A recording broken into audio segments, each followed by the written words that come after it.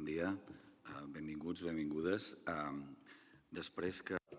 Good morning and welcome, everyone. After Satish, our resident wise man,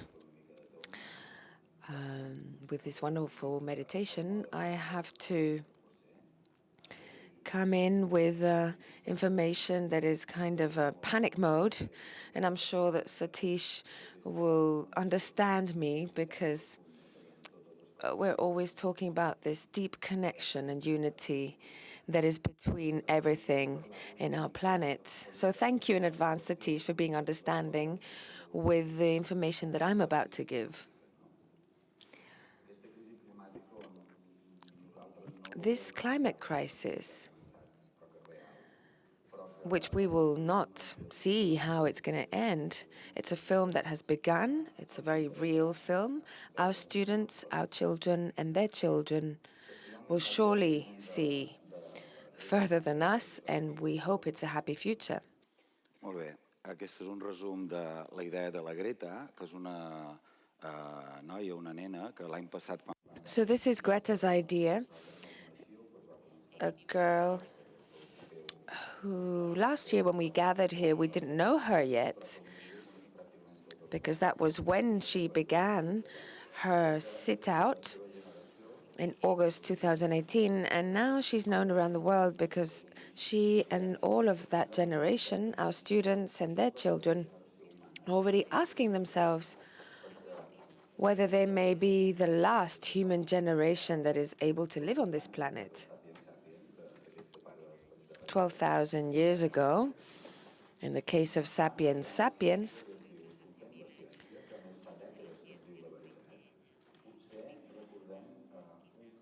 will we exist in another 12,000 years? Let's listen to science, as she says. Let's watch a film that says that there's a lot. What have we seen recently? We have seen people who dare, against science, to carry out barbarities. Mr. Trump, for example. This magazine does not exist. It's just a parody, but it just goes to show the kind of ridiculous things that you hear people say. What do you do every day to fight climate change? I like nature, I like the countryside, and I am concerned about conservation. Climate change is something that's natural. It's something I don't really know about, actually. This is a politician. This is a topic that has to do with control and in which we are actually playing with people's lives, with them and their children. That politician we just heard is an extreme right politician here in Spain.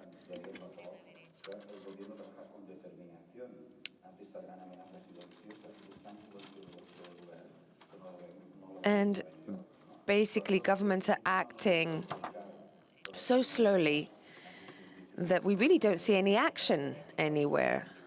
And it's not just the extreme right that is anti-scientific who are saying these things, but also other parts of government are just doing nothing. And this, all it does is to worsen the problem. And we need to speak about the truth. We need to tell the truth. Rebellion Extinction is asking for that, for example. What is the truth? We know that there's climate change in history ever since humanity began. But what is happening nowadays is that for the first time,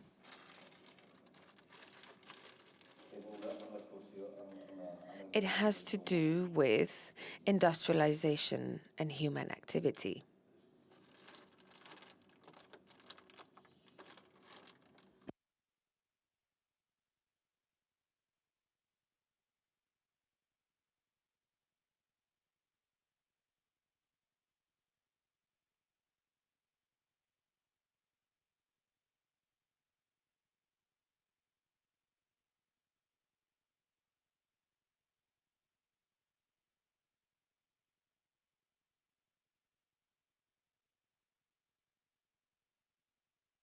Apologies, the technology is failing for a moment.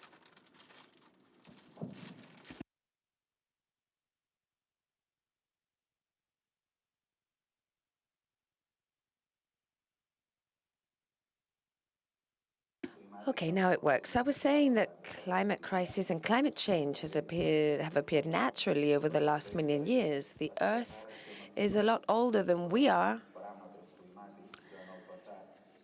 and we're acting on climate parameters, however, nowadays that have never been seen before.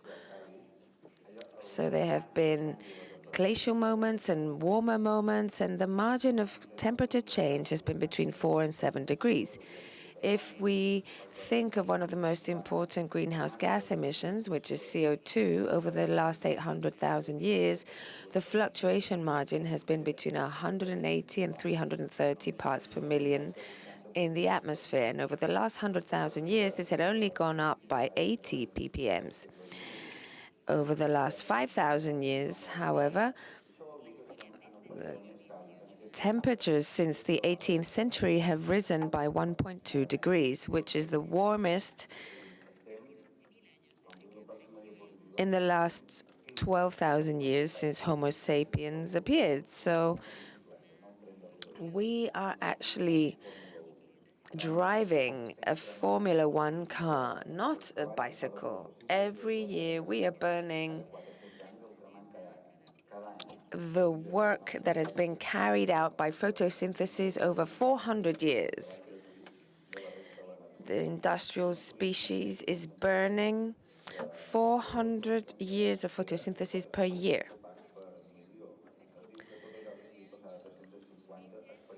So we're overspending by 399 years. We're also being told that there are 415 ppms of CO2 in the atmosphere, which is the highest there has ever been in human history. The Paris Treaty, which is a voluntary agreement and relies on every state applying these plans voluntarily, we would still not manage to keep temperature below that barrier that is considered critical. The problem is that the commitment of all the countries right now, even if they were to comply it, temperature would rise by the end of the century by 3.8 degrees. And this is worsened by the fact that if we continue at present rhythms, we would actually be 6 degrees above by the end of the century. Let's remember that 1.2 degrees is what has gone up over the last century, and that 4.7 degrees is the maximum that has happened before. So this is what science says. So what is the scientific standing on this? Well, for example, London now has a temperature in summer that is similar to Barcelona. This will be a progressive evolution in most of the cities in the north and the center of Europe, which means that they're becoming more Mediterranean, and our climate is becoming more like the Sahara's climate. So this is a general phenomenon around the world. We see here temperatures, for example, in Slovenia, that could have an equatorial temperature by the middle of the century. Look at San Francisco, etc. All of those key indicators, all of those key places where the biggest bets are placed regarding the climate are on red alert. So the melting of the Antarctic, remember that a huge block of ice fell last week, which is the size of the island of Menorca.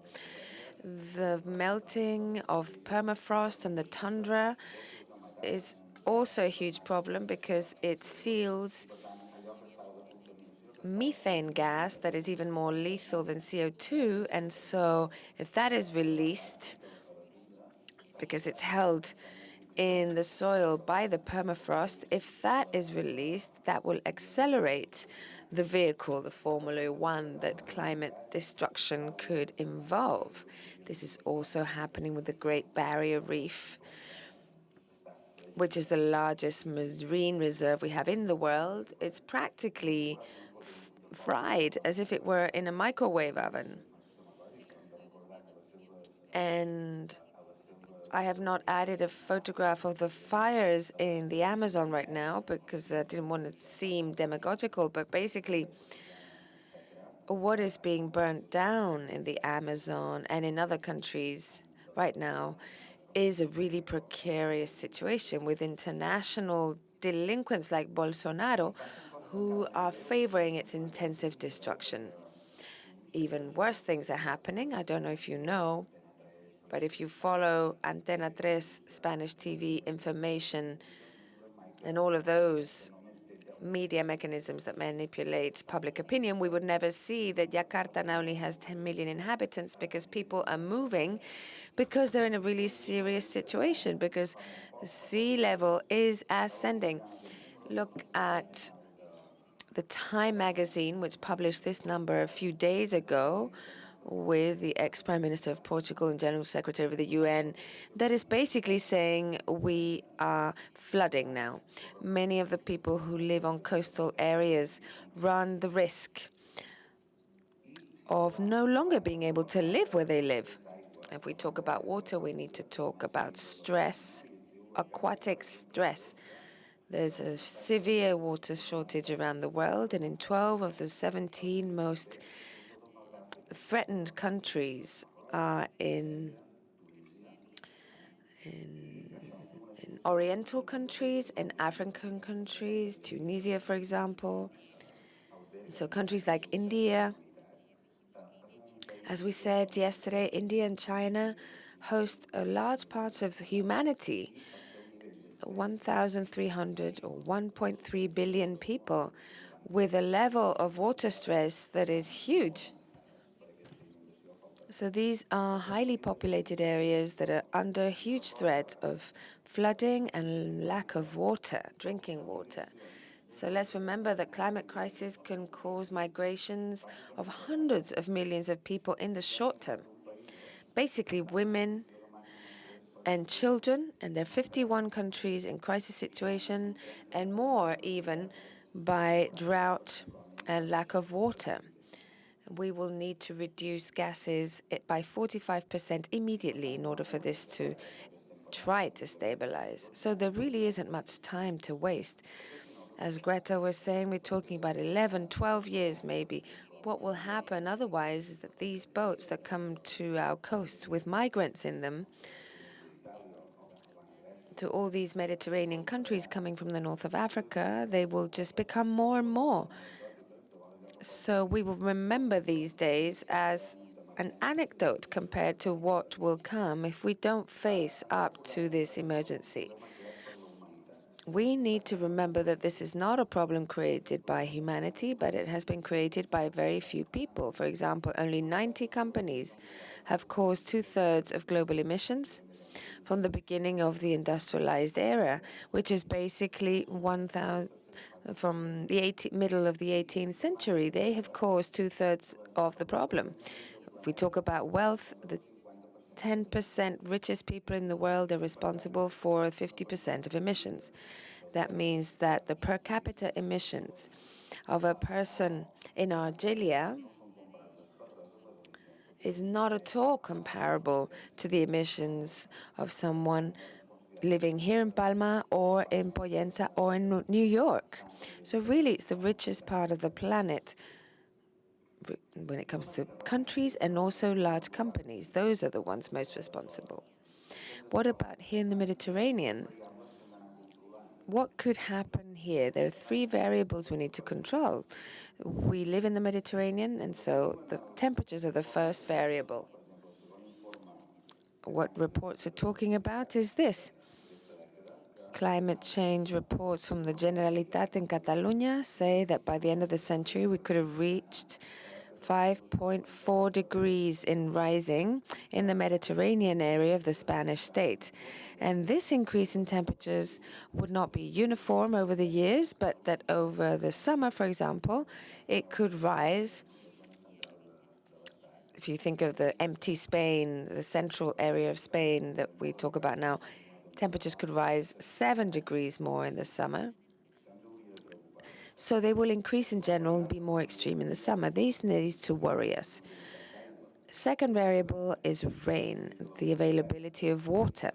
What we know, thanks to studies from the European Union and researchers, is that this is the traditional middle scenario, that emissions will continue as up to now. They will neither rise nor fall, which is the most likely thing to happen at present. This tells us, if that happens, is that the red area, the intense red area, which is Maghreb, Sicily, the west of Spain, that means us, Turkey. By the end of the 21st century, every 2 years, there will be a very dry one with a high risk of forest fires. And in places close to us, the availability of water will be complicated, especially in the summer. There'll be a lot less water in summer. In the winter, it will be more normal, but in the summer, there'll be a lot less water, and the tourists' needs will actually worsen the situation. So the numbers just don't add up. Here, there are these records, which, for example, here shows that there is the most number of swimming pools per person, the highest proportion of pools per person in Europe in this area. The third variable is the sea level. The Rockefeller Foundation maintains this server that provides information of what will happen in Mallorca as temperatures rise. And between 1.5 degrees and 4 degrees, 1.5 degrees is considered the healthy barrier. 4 degrees is the more likely one. At the beginning, the differences wouldn't be that noticeable, but as time goes on, look at what will happen. Look at what will be flooded here in Mallorca. So this will be affecting citizens, anyone who's managing public resources, people in schools, all of us. Now, who's producing this greenhouse gas effect? Greenhouse effect. Well, 8% of all emissions in the Mediterranean, which is one of the most affected areas in the world by climate change, derive from tourism.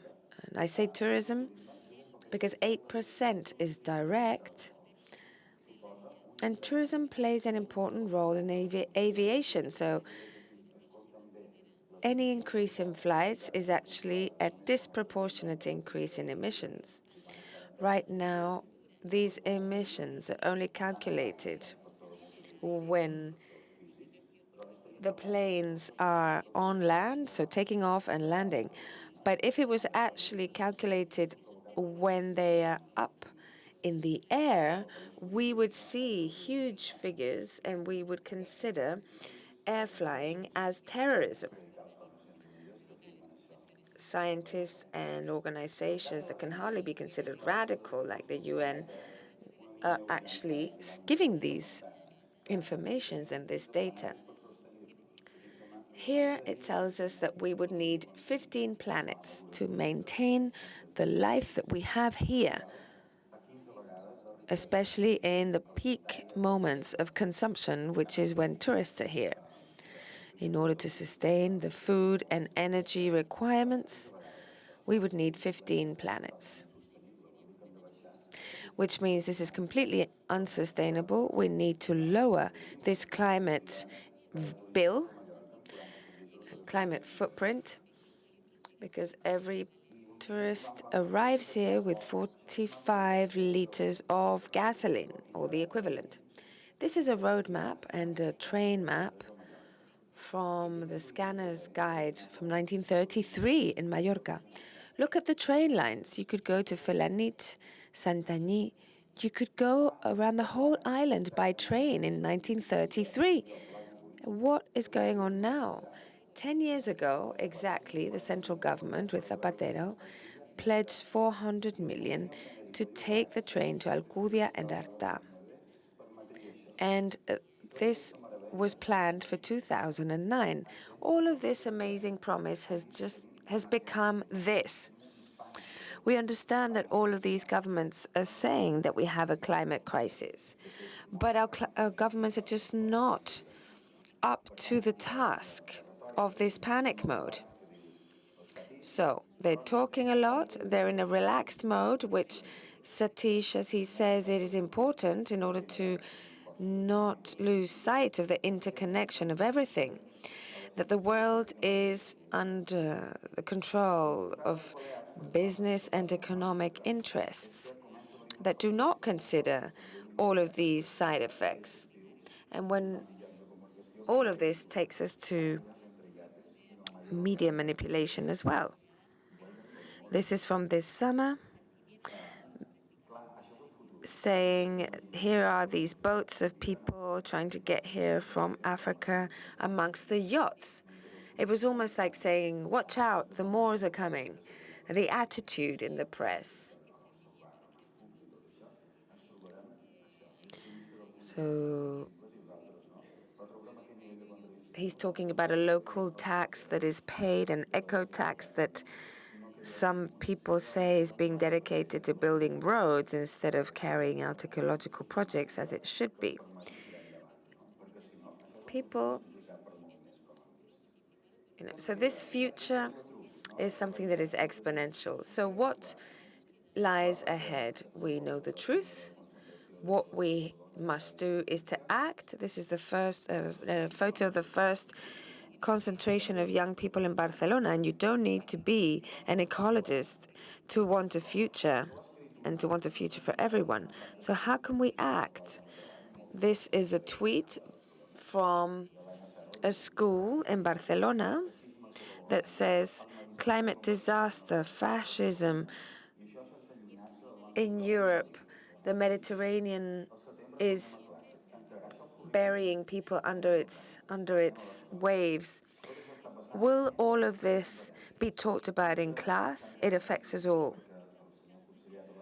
Every morning we go to work so that the government says that we're doing everything we must to promote education in the Balearics. But are we really teaching what needs to be taught? This climate crisis is really not talked about enough from school to university. The time that is dedicated in France to talk about this, about these global challenges in France, is already defined as being insufficient. And a climate expert says, when I think that 700,000 young people get to high school without understanding the climate crisis and how to face it, this leads me to a very deep sense of frustration and failure. I think we need to learn from this reflection and realize that our schools do not talk about this. It's very sad. It's unethical that professionals of our capacity and motivation and vocation are not able to prioritize the interests of what young people should be learning, because these young people, they must know that it's not possible, that they may not have a future. So it really needs to become central in the school so that deep changes can happen. It's about teaching for the future, teaching the truth. More things that the school can do, obviously, is to talk about the food issue. We need school canteens, which are a key part of education and a key part of life, is something that has traditionally been left aside from the curriculum and the teaching methodology, but it needs to be a central element because it's such an important factor, as Gustavo was saying yesterday, because food and food production has a huge weight on climate crisis. So we need to be bringing food into the classroom. We need to be discussing food issues. We need to introduce the canteen into school life. We need to be introducing environmentally safe foods into school canteens. And how can we do this? There are many ways. There's this website of organic school canteens in Catalonia where people are being absolutely heroic in introducing this. Here we have like vegan and vegetarian diets in northern European schools that are kilometer zero products. We can do this. We can connect and try to promote all of this and get inspired. The eco-literacy, the Center for Eco-Literacy, for example, is a center that is giving a lot of materials and tools for our food and diet to become a topic to be studied and something that can be enjoyed as well as used to protect the climate.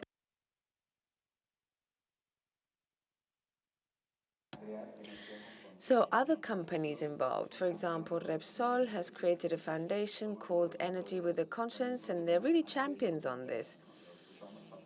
Whereas it's at the same time, one of the companies that is most polluting at European level. So all these companies are doing greenwashing.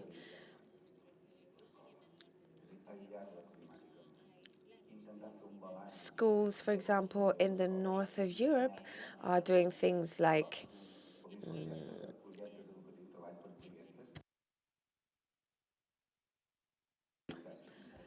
insulating their schools and doing all sorts of bioconstruction things. And so this is also a way of children learning by using solar energy and lowering the carbon footprint of the school. This is also a very educational thing. We're privileged to have very interesting partners in Germany and in Britain. We also need to design resilient communities that go beyond the school. And in Palma, this is something I've been trying to say for years, we have huge holes in education. The school population has increased by 3 over the last 70 years. And this dark region here, which is social inequality here and in the rest of the world, or climate change with the lack of democracy, is something that means we need to create human communities, starting from the school and the neighborhood, taking into account global factors and resiliency. If we can face climate change impact and the social effects of it in an urgent way, then it must be through designing a community that the school is embedded into. And I invite you to visit this page, the Center for Eco-Literacy in California. The idea is that the school should be where democracy is applied. Families, neighborhoods, councils need to connect with the local schools as well to share good practices and empower people and empower the schools so that they can choose their own curriculum and they can, for example, reforest the school, that they can become partners with southern schools so that the schools can be designing projects that can help them learn and connect with other people in other countries, which is something that all of this I include in the book that I've presented these days, is to do projects in the schools. For example, getting the kids to design diets to improve diets that have less of an impact or footprint on the planet. And radical democracy is something that needs to be applied in schools so that our students can become citizens of the world who are aware of today's challenges. Let's listen to some testimonies from some of these people.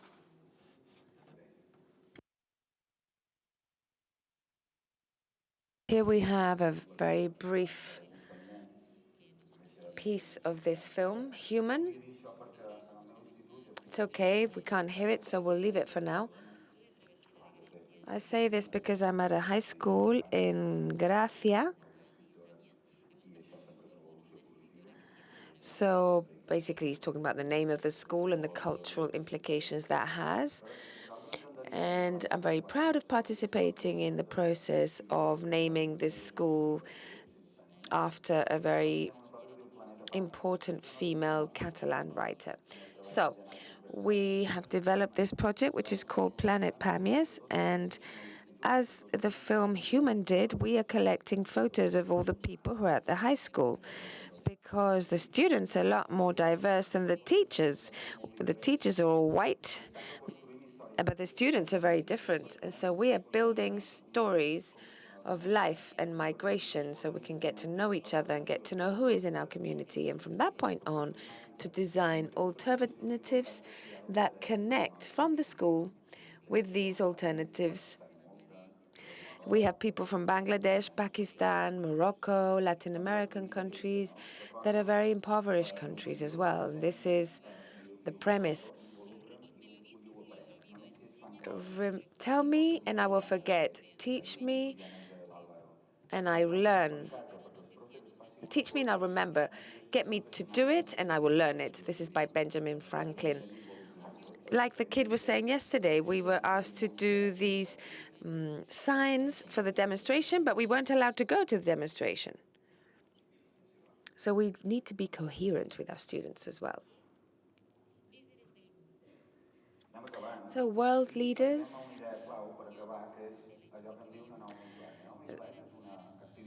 and finishing this presentation, I want to talk about something that Naomi Klein spoke about, which is something that activists know.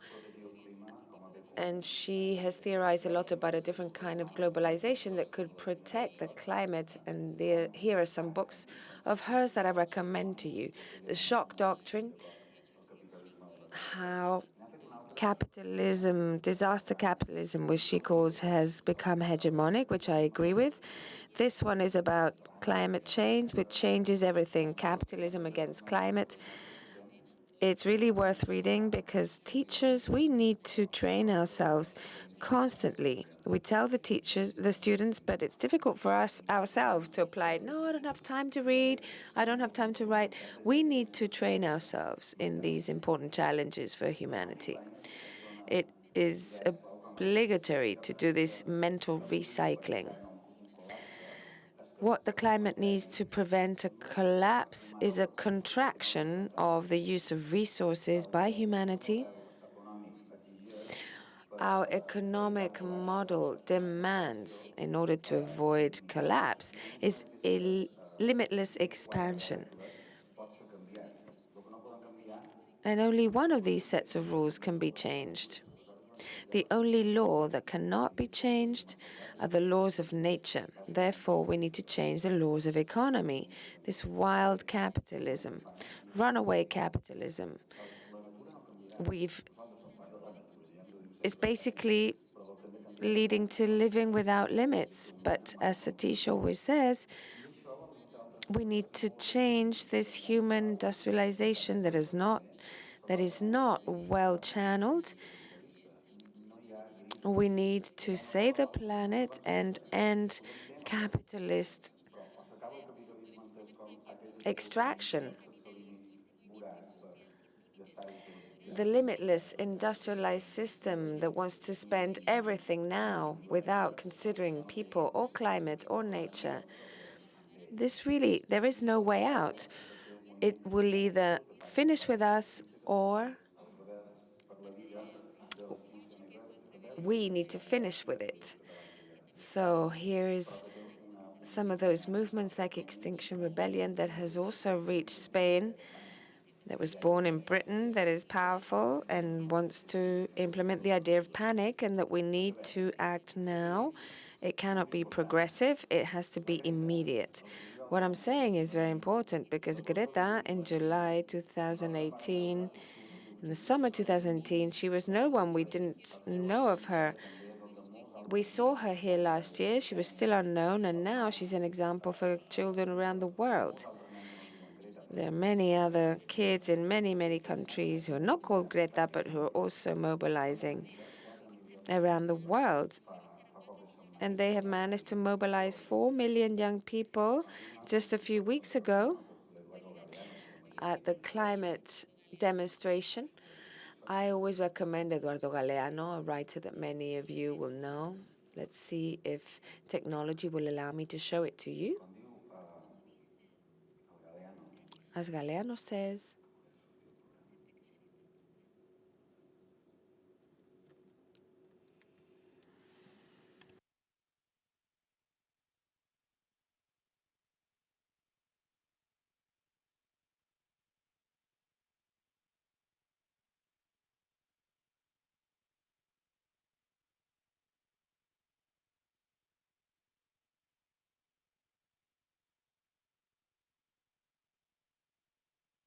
As it says here, as Galeano says, if they won't let us dream, we won't let them sleep. Thanks to this, colleagues of ours who are represented here by a great writer and activist have created teachers for the future. People who are sensitive to this topic, we won't let them sleep. Schools need to go into panic mode. This is the future for Mallorca and the rest of the world, and these teachers have started to act together with these kids who are asking themselves whether this is the last generation. They have the right to live with a climate that is stable and with a stable personal project, with whichever personal project they would like to carry out. Thank you.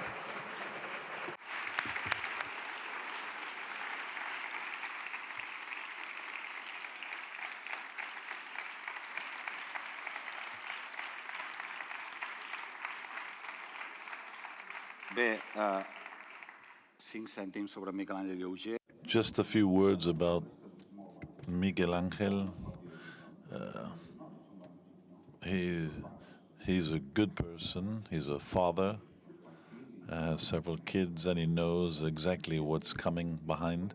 He is a poet that has a great deal of prestige, and he's also a good translator. He's an English teacher. He works in a high school and a secondary school. He has a long political and social trajectory, and he is one of the promoters of this small organization that we begin to hear more about in Mallorca, in the classrooms and in the teachers' rooms.